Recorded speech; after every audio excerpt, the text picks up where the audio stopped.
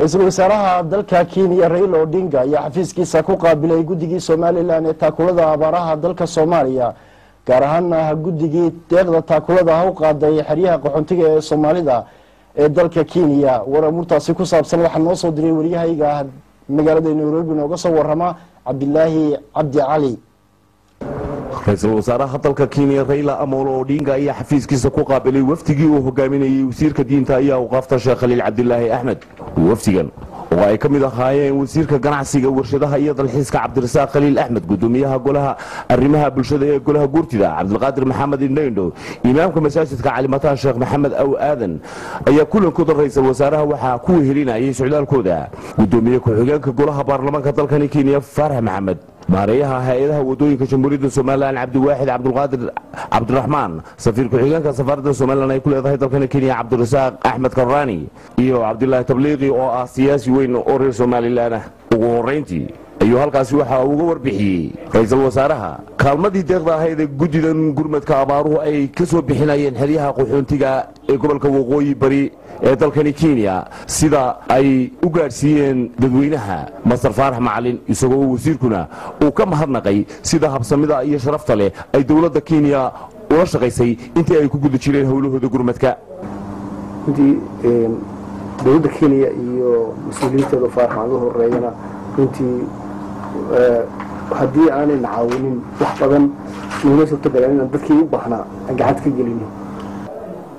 waxa kale wasiirka diinta ayaa u qaafta uu ra'isul wasaaraha u sheegay inuu salaan sharaf uga sido madaxweynaha Jamhuuriyadda Soomaaliland Axmed Maxamed Maxamuud Siiraanyo iyo dhammaan shacbiga reer Soomaaliland isagoo xusay xiriirka qotada dheer ee ka dhaxeeya dalka Soomaaliland iyo wadanka Kenya inuu yahay mid soo jireena oo aan marnaba la xaqiri karahaynin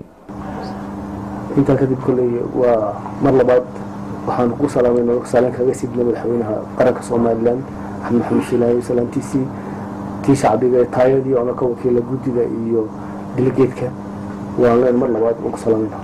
ra'isul wasaare Odinga ayaa isaguna qiray xiriirka qotada dheer ee ka dhaxeeya labada wadan Somaliland iyo Kenya inuu yahay mid ilaa ay soo taxnaa waqtigii Ingiriiska waxa kale oo Raila Odinga uu sheegay inuu dhawaan gaaray Jamhuuriyadda Somaliland imikana uu gaari doono haddii uu martiqaad ka helo ugu dambeyntii رئيسل وزراء dalka Kenya Masar Raila Amolo Odinga waxa uu ka hambaliyay shacabka reer Soomaaliland iyo maamulka iyo mas'uuliyiinteedaba sida habsamida leh ee ay muddada yar ee ay jireen horumarka ballaaran u gaarsiiyeen wadankooda isagoo dhinaca kalena ka mahadnaqay kaalmada gurmadka ay u fidiyeen dadka tabaalaysan ee ku xareysan xiriyaha qaxoontiga ee Dadaab iyagoo shacbiga reer Soomaaliland uu sheegay iyagoo baahan inay siiyeen dad kale oo walaalahooda oo ka sii baahan si kastaba arrintu ahaatee Masar Odinga ayaa hadalkiisa ku soo gunaanaday anigu ra'yi ahaantay waxaan oran lahaa Somaliland way u qalantaa in la ictiraafo.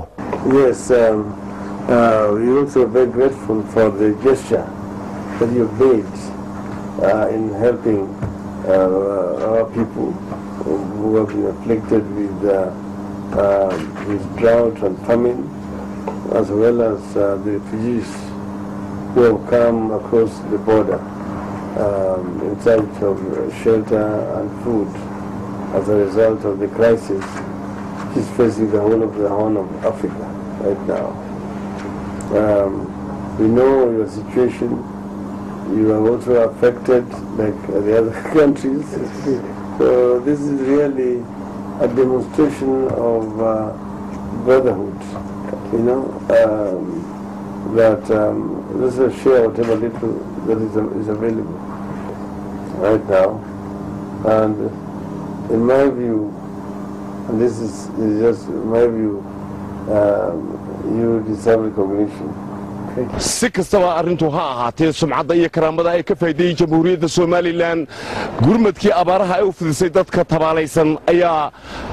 maalinba maalinta ka dambaysa sumcadda ay ka faa'iideen ay tahay mid cirka isku sii shareeraysa Cabdillaahi Cabdi Cali TV-ga qaranka Jamhuuriyadda Soomaaliland